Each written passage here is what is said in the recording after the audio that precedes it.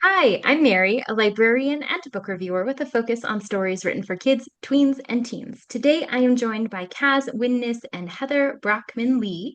Kaz Windness is the Geisel award-winning genre-crossing illustrator and author of funny and heartwarming books for young readers. Proudly neurodivergent, Kaz specializes in character-driven books celebrating inclusivity, grit, and kindness.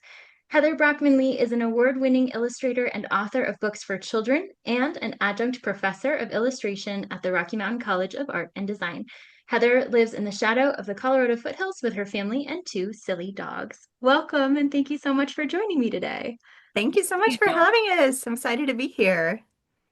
So, you two collaborated on a book titled When You Love a Book. And I'd love for you to share with me some things about how the book came about, how your collaboration started, and where the idea came from.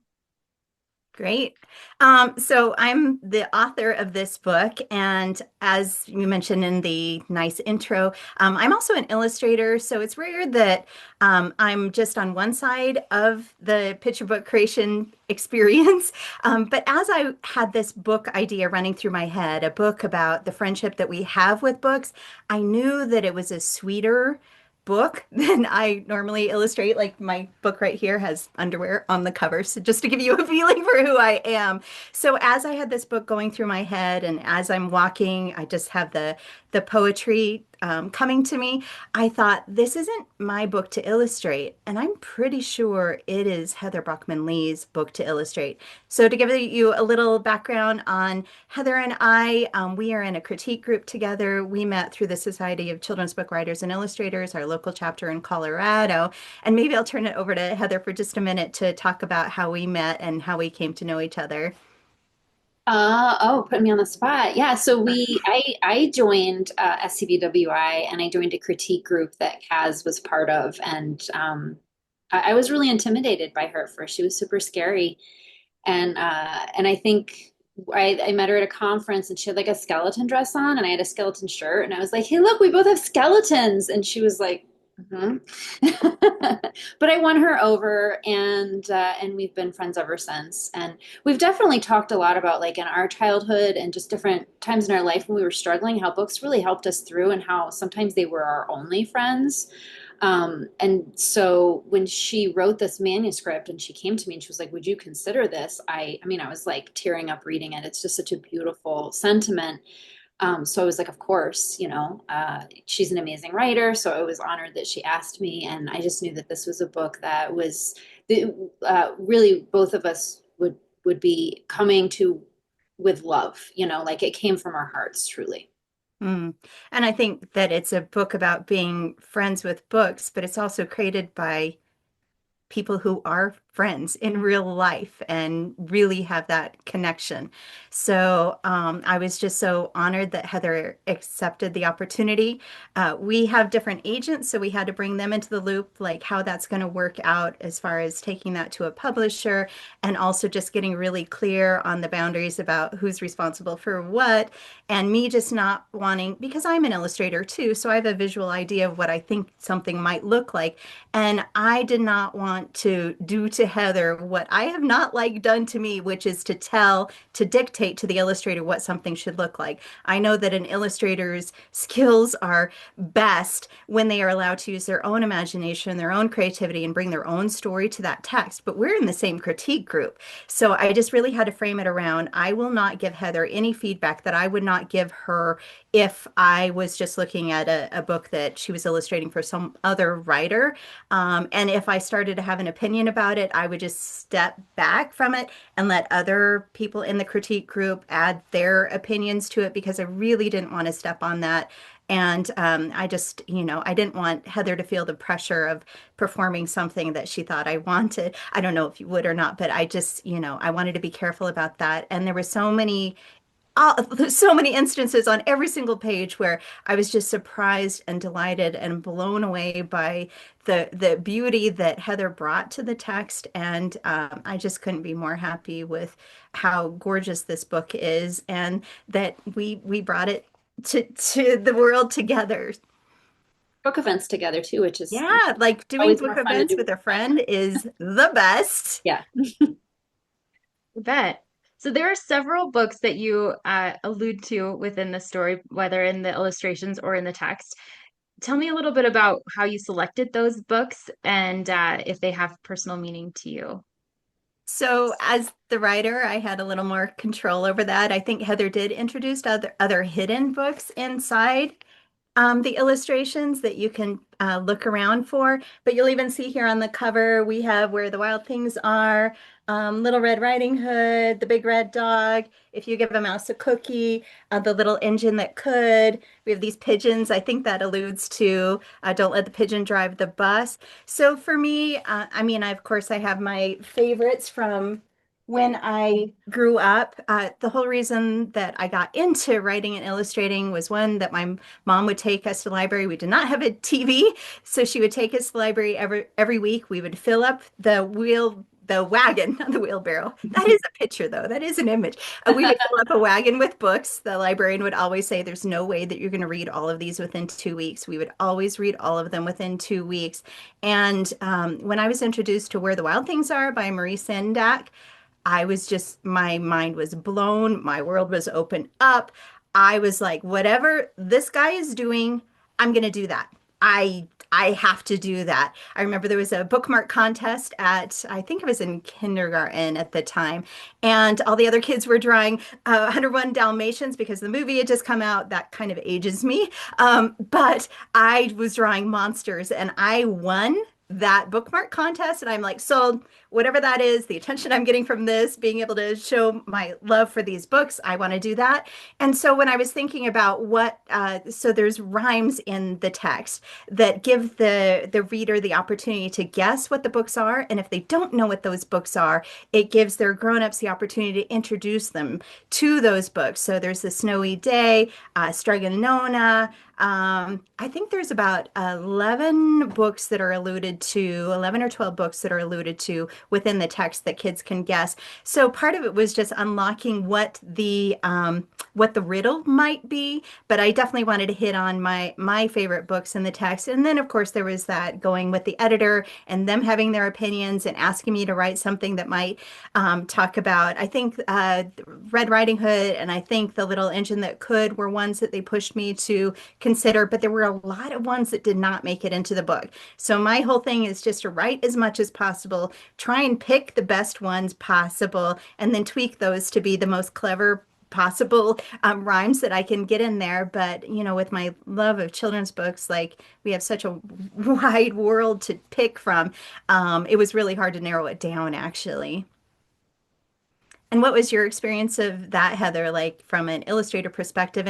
And what really impressed me about what you did was like, how do you represent somebody else's vision or illustrations in your own style while still talking about that, but being uniquely your own? I was so impressed with that.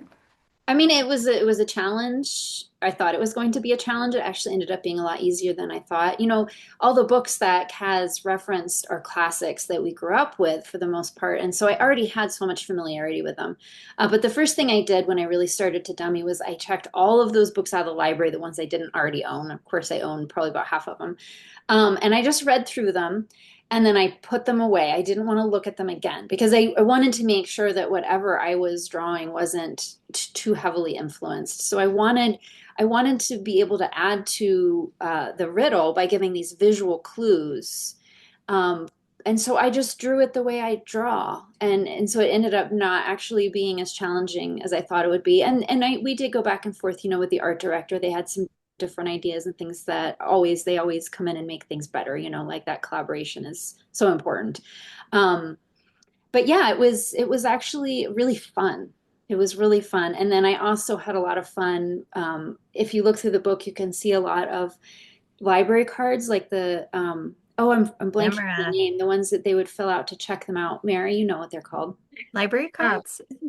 Well, the library cards that you used to check the item out, but yeah, we used to have those like tags that you'd put in the front of the book, and now the word is escaping me as well. But the You have checkout to like cards. edit in Yeah. a little like bloop, this is what they're called. But I was collecting used ones. So I went on like Etsy and eBay and I was finding ones from like, you know, the 80s, 90s, like back when they were still kind of using them. And I found ones with children's actual signatures and the dates. and just seeing the different books that they read. I mean, it was really cool. So what I did was I collected those and I scanned them and they printed them out, and then I collaged those as well as text into the book so that you're bringing that feeling of like actual participation of readers into it. That was really fun too. Beautiful, all the textures, and also, just the pages from books that you can see hidden in there. So it's like baked into every piece of this book, this love letter to books, made with books by friends of books Who are friends. who are friends. Yes. It's very full circle. Mhm. And this book was selected to be a part of Dolly Parton's Imagination Library this year as well. So how did that come about? They have a committee, like the Dolly Parton Imagination Library has a committee that I guess selects books and then presents them to Dolly Parton herself. I don't know if we know any more details about the process than that, except we were told that she actually selects them herself. And so we were like, even if she doesn't pick ours, she's going to hold it in her hand and she's going to read it, Yeah. and that was like huge to us. Right. And then I guess she picked it. So yeah, it's coming out in July. July. Yeah. I didn't even know that that would be an option. Like it's for sure on my goal board. Because, I see other people post that they're part of Imagination Library, and I always notice where the jealousy goes. And the jealousy, I don't take it out on the other person. I'm just like, oh, this is showing me what I want in my life. And I just write it on a piece of paper and put it on my goal board. But I didn't even know. So it's Penguin Random House books. And Mhm. most of my books are through Simon and Schuster. So it just wasn't, I just hadn't figured out I didn't understand the logistics. So when they came to us and told us that it was up for consideration, would that be okay with us? Would that be all right if the Dolly Parton Imagination Library considered our book? Yeah, that's fine. So just and waiting to hear back too, just like every single day, trying to focus on my other things, but just like this nervous energy about like, would we be selected or not? And when we found out, I think Heather texted me because she actually checks her emails regularly. Did you see the news? And when I found out, I just burst out in tears. I could not stop crying with just gratitude, because it's not just the impact of being tapped by Dolly Parton, it's the fact that our book is going out to thousands and thousands of children that are going to have the opportunity to read the message that we had in the book about that relationship with books, just that impact, and also that these books are going to these kids for free. So just I don't know, it's a career highlight for sure. Like I'm not going to stop putting stuff on my dream board, but this one's a biggie. Like if nothing else happens, like good, done. Thanks. Yes. Do you get to meet Dolly as part of this? Yes. Is this contractual if we no. Are you sending her this interview? Because Right. But Dolly, if you would like to meet, we're really nice people. So Lauren, who did the tractor books, I think is it Ollie Tractor? I have them over here somewhere. So in some cases, there's one book picked a year that gets to be a stage production, and Dolly will write a song for it. And this is at Dolly World, Dollywood, yeah, Dollywood. Dollywood. Yes. So in that case, the creator does get the opportunity to meet Dolly. And Lauren Long was telling me, I met him at an event in Litapalooza in Chicago. And I'm like, did you meet Dolly? And he said, yes, I did, but I actually spent more time with Obama. So we had a very nice dinner conversation, but he said that she had, was more handled and more protected than Obama. So it was just a very nice, a very quick, get to meet, shake hands, that kind of thing. Very pleasant. She's just as nice in person as you would expect her to be from her public persona. But I think most people don't get the opportunity to meet Dolly, but I'm certainly not closing the door to that. and we got to meet her cardboard cutout at the local Yes, we headquarters did. for Hmm. Colorado's Imagination Library. So that was pretty cool It was pretty cool. and less intimidating. She's great, even flat. So you now know that this book is going to be in the hands of, like you said, thousands, even tens of thousands of readers. Even hundreds Um, of thousands. Yeah. yeah. So what is it that you hope that they come away with after reading and interacting with this book? For me, the most important line in the book, I would say, is the one about there's someone like you looking back from each word. There is a real human being behind these books that loves you and cares about you and also has had the same experiences you've had, felt the same things, felt the same kind of loneliness, same kinds of frustration, same kind of joy. There's a real person behind these books that cares about you. And in that way, it's like a love letter to a child to remind them that you are in no circumstance are you alone. You're not having an isolated experience. There's someone here who loves you, and also just obviously falling in love with literature in any way possible. That's the main goal of any book that I create is hoping that a child is sparked into having a lifelong friendship with books. Yeah, I mean, same. And I opened to that page. The text is, with a book as a friend, you will always feel heard. There's someone like you looking back from each word. And you can see the children are reflected in the book cover. So like this is a book about them being read to them. And it was really important to me that even though we're referencing all these classic books that are very kind of Western culture centered, that all children can see themselves in this book. And I mean, I love painting all kinds of people. I think diversity is beautiful and interesting, and everyone deserves to see themselves. So to me, it is really important that they see I can have this kind of friendship with writing, with art, and that can sustain me. And yeah, so really similar to what Kaz said was just that like there's no reason to be alone for all children. Beautifully said. Mm. And this book is going out, I believe, to the 4-year-olds in this year's delivery. But Mhm. I feel like the book has a wider reach than just 4-year-olds. What was your intent when you put it together? What was the age group you had in mind? Oh, that's interesting because remember why we made it square. Yeah. So I thought it would make a really good. So obviously there's appeal to anyone who's a book lover. I was thinking about librarians, I was thinking about teachers, I was thinking about parents, of course. But, with what's the first line in the book? Let's have just a very fast story time here. I'll show you the first line in the book and we'll talk about the format of it. A book is a friend that you meet when you're new, a strong, sturdy friend who won't mind if you chew. So I really thought the book might make a very good baby book. I think a lot of times when people go to baby showers, there's, give instead of giving a card, you'll give a book. And so often, new parents are getting those books. They have a whole stack of Goodnight Moon, they Hungry Little Caterpillar. Like they're gonna get the same book over and over and over again. And I'm like, how about this book that talks about all those books? So I'll let Heather talk about why it's formatted the way it was and who we thought that initial audience might be. Yeah, well, so Kaz was thinking about maybe this should be a board book, and then I think along with your agent, you decided it would be better off to submit as a picture book if I'm remembering it right. So it was Hmm. pretty early on we decided, no, we're gonna do it as a full picture book. But then when, I was working on starting to get ready for final art with the art director, they were like, maybe we should change the format, have it, 8.5 by 11. And I was like, we have this idea that it would be amazing if someday it was printed as a board book too. So, like, would it be okay if we keep it square just because I love like a chunky little square fat book? And they were like, okay. I mean, they didn't make any promises.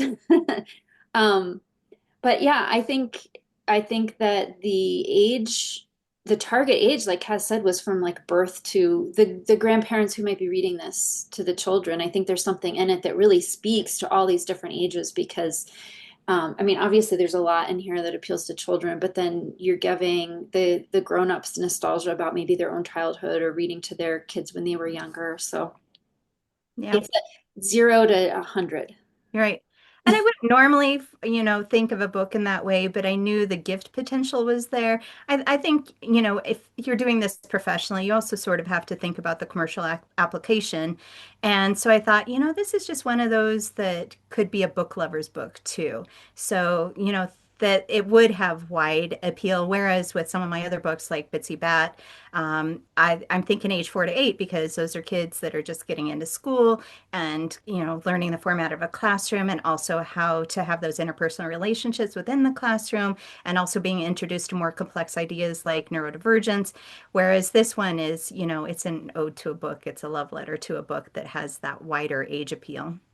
And I think it's great that they picked 4-year-olds for the program. I think they could have gone in with a different age group, but now the kids will have a little more understanding of the other books that are kind of referenced in that book, and be at that place where they can start to suss out those riddles, which is really fun. So yeah, I think they did a good job choosing the 4-year-old target audience for the Dolly Parton Imagination Library. I love as a early literacy librarian the fact that you talk about chewing on books because that's something I teach a lot is that it's totally age appropriate for kids to be chewing on books. So thanks for adding that in Yeah. there. It's really good. Yeah, absolutely. Well, I'm a parent myself too, so I have lots of chewed on books still, even though my kids are teens. So I remember that intimately. But anyway, they're going to get involved with a book, like, yeah. Absolutely. So, I know you each are working on your own individual product projects as well.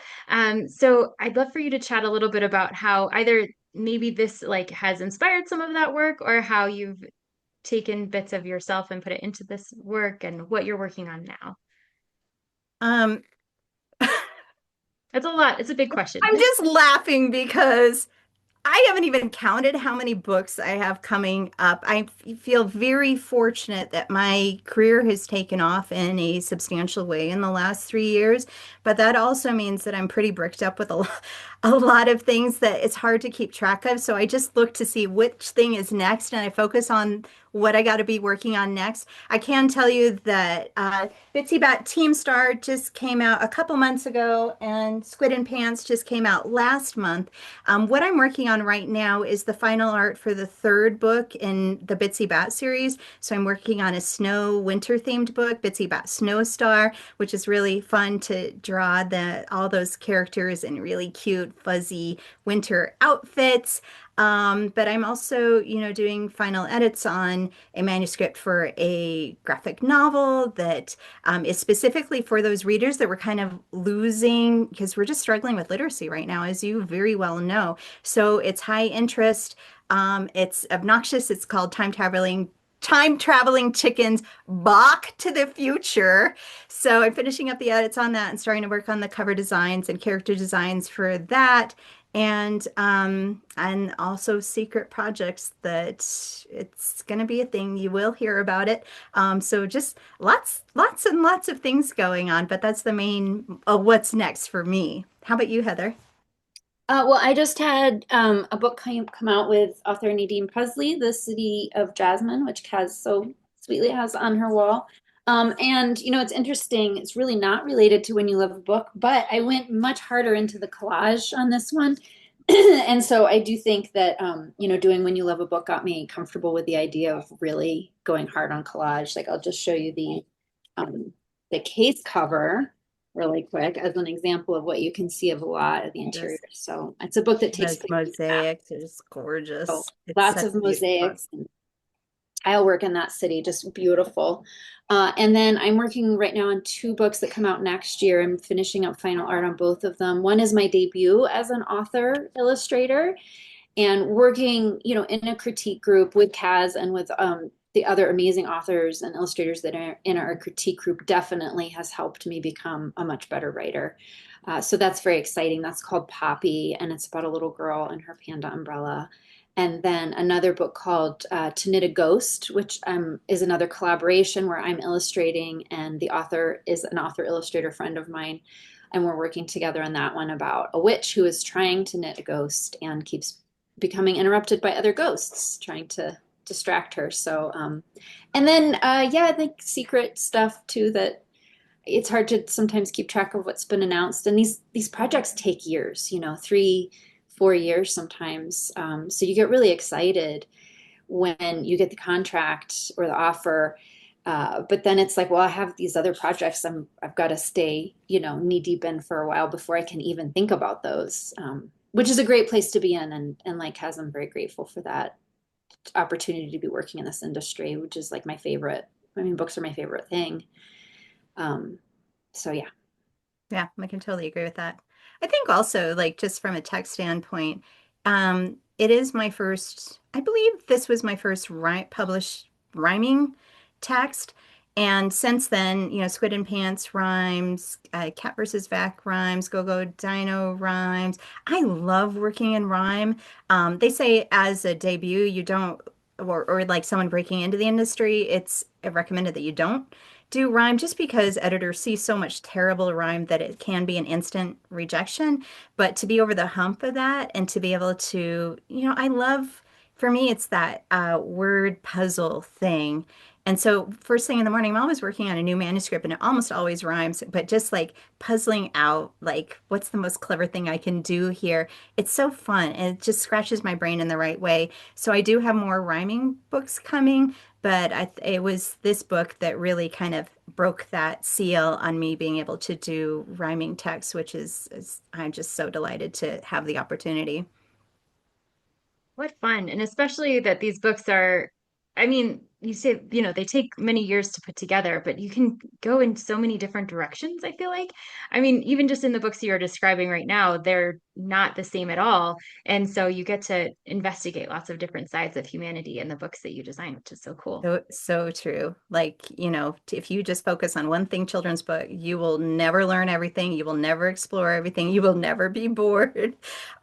There's just, and so many directions in one single project is how one idea can become a bunch of different things. And so a lot of the struggle is to put the limitations on it because you do actually need some limitations to be at your best creatively. And just kind of making that decision. Okay, this book is this, and then focusing on that, and especially as creative minds, like, you know, you want to do everything, but Mm. yes. Yeah, I think one of the most common critiques in our group for a long time was this isn't one book, this is 3 books or 4 books, all of us really. And I Hmm. think, we've kind of figured out how to edit ourselves before we show the group so because we're like, they're going to tell us. Yeah, So you might as you well just already fix them hear, before we and you show. hear particular voices in the Yeah. back of your head, like we're like, oh yeah. There's those critique group people just kind of living in your back of your head, giving you pre-critiques. So yes. So what advice would you give to authors or illustrators that are coming into the industry, or even just people in general who might be picking up your books and going into a life that is maybe entirely different from Yeah. authors and illustrators? Hmm. So for people coming into this industry, quit if you can, quit early.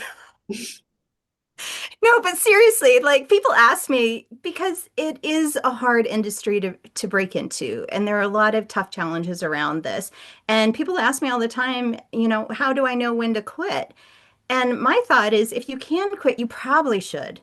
But if you can't quit, oh, keep going, keep going. It took me 15 years to really have a noticeable breakthrough, and that would be getting an agent. And then another 2 or 3 years after that to get my first, book out and then have another book and then the Simon and Schuster book, which was my debut written and illustrated, and then from there, like, I'm publishing about 3 books a year right now, and my debut was only 3 years ago. So all that work that I put in for all of those years that I just felt like it was spinning my wheels and just went going through these waves of depression and like, what am I doing with my life and all this, like, I'm so glad. I don't think I couldn't have quit, but I'm so glad that I did all that because now I have the tenacity and the skill set that I can work at this level. I can work this quickly, but that all had to do with all that practice that I was doing that I didn't think was adding up to anything. And that also is in terms of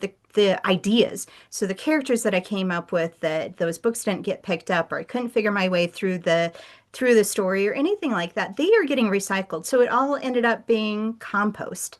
a very rich and deep pile of stinky compost that is now producing flowers. So I would just say for that piece of that, and also, get mentorship, get help, get assistance through people that have had those experiences and are having the kind of success that you want in your life.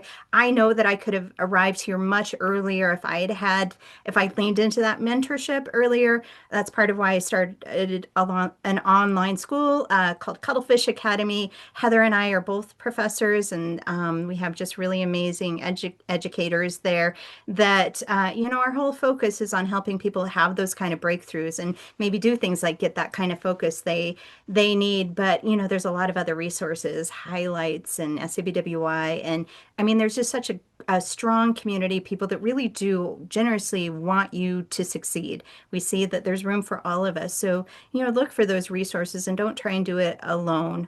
Yeah. And plus, my best friends in the whole entire world, present company included, are people that I found through this industry. And you will not find a more empathetic, kind, welcoming, funny group of people to be a part of. So even if I wasn't having the kind of success that I'm having now, like the friends I made along the way, that phrase, but it's really true. Like I've surrounded myself with just this glorious friend group that I'm just so grateful for. So we welcome you in, but it is not easy work. This is not an easy, and I wouldn't say quit your teaching job to come do this. But if you have a passion for this, please come do this. Yeah, it does take passion. I mean, I've occasionally had people tell me that like children's books was going to maybe be their plan B, if their plan A didn't work out. And I always try and discourage them from that because you have to love this industry. You have to love this format. You have to really be focused on why you're doing it, which is to get art and literature into the hands of children, not for fame or money, and not as a plan B. But I think, just being authentic and remembering that your stories need to be heard. Like we need to hear everyone's stories. So if people want to get into writing, they want to get into illustrating, storytelling, please do, because the world needs that. We need to understand each other better. We need more empathy. And I think my advice to everyone, whether they're interested in that or not, is just community. Like Kaz was saying, I think it influences every part of our life. But especially now, just really focusing on the community around you and the people in your life, I think that's really, really important. And they can help you stay authentic too, Yeah, Absolutely. beautifully said. Yes, both of you. Really great advice. So, I've asked you many questions, but I'm sure there's something that you hoped I would ask that I did not ask. What might that be? How old am I? Uh, how much You money do I hoped I make? would No, ask you that. no. Those are the questions the kids at the school visits like to ask. Do you have a thought about that, Heather? Um, so you didn't ask me how much weight I can lift, and I'm up to like 22 pounds per Wow. dumbbell. So That's awesome. that's Yeah. something. You were so thorough. You asked so many amazing questions. I don't know. I feel like Yeah. we're supposed to have a good answer for that, though. Right. What I have a question, Heather. If you could write or illustrate any topic or for any author, like do you have do you have a big audacious dream? Maybe a big is that putting you on the spot a little too much? Mm, Like, they're yeah. super, super duper. I mean, there's projects that haven't sold yet that I wish would sell, right? And oh man. Okay, so I will say this, like one of my favorite stories in the world growing up, like Dorothy Gale was my imaginary friend for way more years than is probably typical to have one.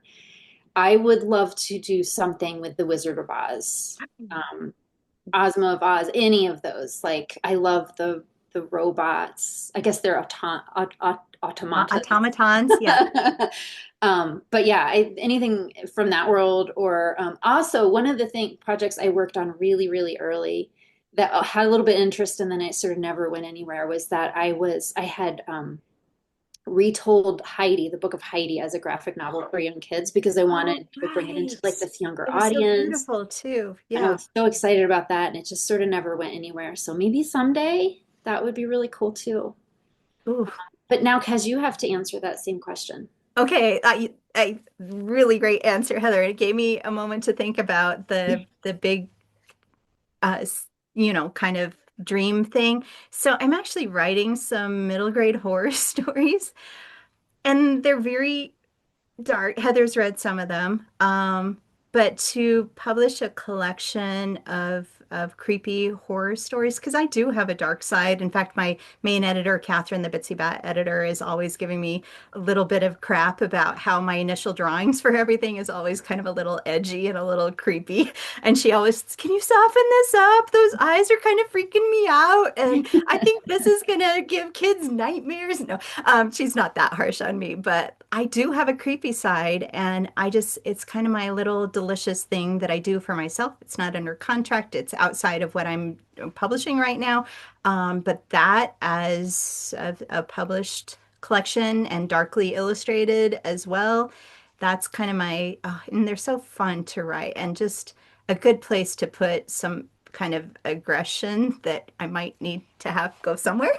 But yeah, so that's kind of my audacious, wild thing. Yeah.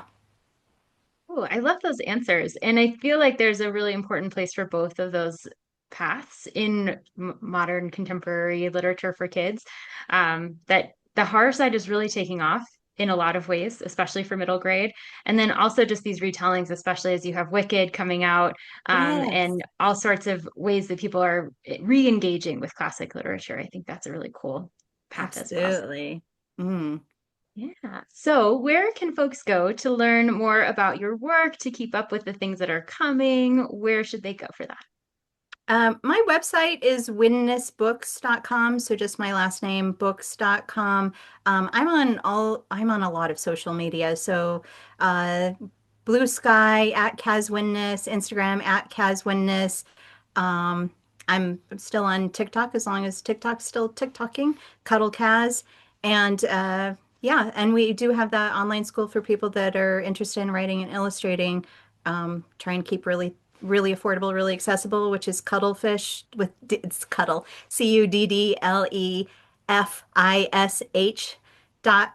Academy. I can spell that too. ACADEMY.com. Did I spell it right? You didn't know it was going to be a spelling bee. No. Yeah, I think you spelled it right. Okay, good. I'm not as present online as Kaz. She's amazing at that. But my website is heatherbrockmanlee.com. And then I'm also on Instagram and Blue Sky at Heather Brockman Lee. And I have a TikTok account, which I might someday use. Maybe. Yeah. Well, we'll see how that goes with things because, how many times has it gotten banned so far? So, this is the world we live in. You kind of got to have a little bit of something everywhere because you never know when the rug's going to get pulled in one place. But yeah, we're findable. We are very findable. Mm. Excellent. Yeah. Well, we'll definitely keep an eye out for all the great things that are coming from you. And listeners, if any of these books sound like great fits for you, I hope you look for them wherever you get your books. And Kaz and Heather, thank you so much again for spending time with me today. I really appreciate you. Thank Thank you, you so Mary. much. This was awesome. So fun. I really appreciate you. And thank you for all you do as a librarian Yeah. and, what you're doing for kids for literacy. Like, we couldn't do what we do without you, but also just the importance of who you are and also being on the front lines of making sure that kids have access to books and, how important literacy is for freedom. Yeah. We love librarians. We even secretly we did write there is a second book for When You Love a Book. And it's called When You Love a Library. Now, it's not under contract or anything, but it does exist and it's pretty special. I'm just saying that. But it is a love letter to libraries and librarians. So yes, we legitimately do love you. I can't wait to see that in real life when it gets picked up. Yeah. Well, maybe we'll give you a sneaky peeky at some point when we get to meet because yeah, I think you would like it. I love that. Well, thank you for making these wonderful books. It makes it a lot easier to get them into the hands of kids when you have such beautiful titles to give them. So, Awesome. yay. Thank And you. great, good luck with the Imagination Library launch. Congratulations on that. And with everything else you guys have coming up. Thank you so much. Yay, thank you. Have a good Bye, rest of the everybody. day. Bye.